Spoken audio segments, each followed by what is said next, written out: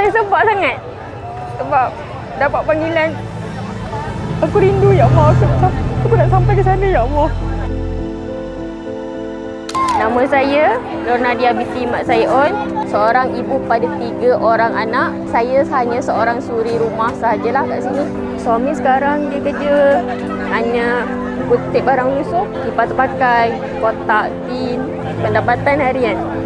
Akak dalam kempen menerima umrah 1000 asnaf.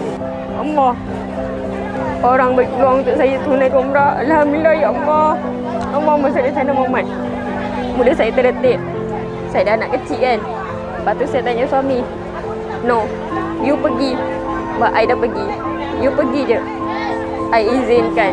Dan dia akan jaga anak-anak. Kita pasang azam, kita pasang niat, memang kita nak sampai ke sana. Tetapi alhamdulillah hari ni saya dapat awak jawab soalan saya. Terima kasih kepada ikhlas.com memberi peluang dan menaja asnaf-asnaf yang terpilih. Semoga murahkan rezeki dan diberkati Allah. Allah Akbar. Tak tahu nak sebab sangat ya Allah.